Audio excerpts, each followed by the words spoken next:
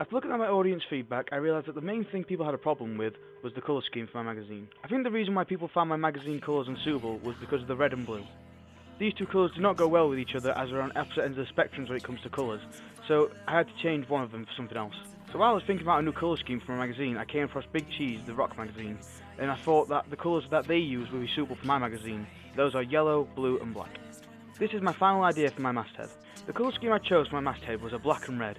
This connotes anger and being rebellious, which are things that stereotypically my audience members and age group are feeling most times. These feelings are also connoted in the font that I use for my masthead. As you see by the cracking and breakings in my font, it's almost like something has hit it or like something has crashed, which is something that is linked in with this kind of music a lot.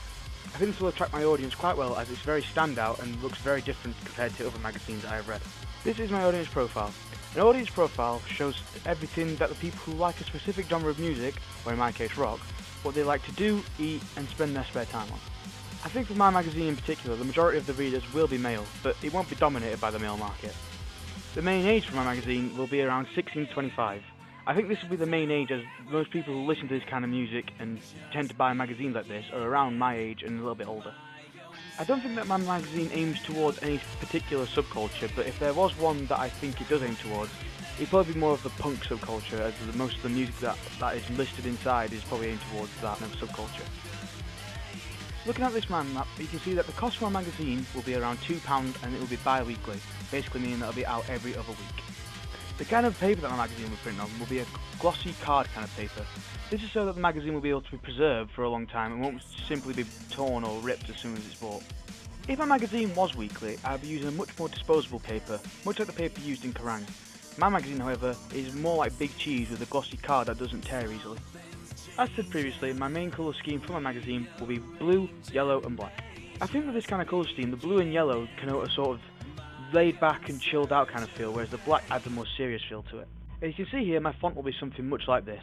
This font is called Bebas Nue that I found on thefont.com.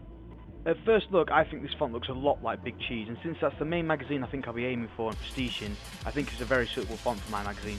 Here is a mood board of magazine front covers I'll be pastiching. Although some of these magazines are more heavy and metal magazines, I can still take some aspects from them and use them in my magazine. Here is my drawn flat pan of my front cover for my magazine. As you can see with the cover lines, I'm going to be using things like gigs and tour dates and guides for gigs and tour dates for certain bands, and also something that Kerrang! Does is the best songs of rock in this week, and that's something I think I can take and use in my magazine as well. The change, however, I am making with my flat plan is that I'm going to be having 3 models instead of 2. I will also be moving my cover lines to the left hand side of the magazine, as this is where most of the important information goes on magazines that I've seen so far. Although I have not shown much yellow except for the graphic in the top right hand corner, the text that I will be using and the text that will be on the page will all be yellow, so there will be a lot of yellow used from my house style. Here's my drawn flat plan for my contents page. As you can see from this, I have divided my magazine into 5 sections: news, features, shots, gig and tour guides, and what you need to know. In the news section, I'll have the latest updates on bands that are currently going and new things that are happening in like the genre as well. In features, I'll be talking about bands in detail and their careers and stuff like that as they have gone along during the years.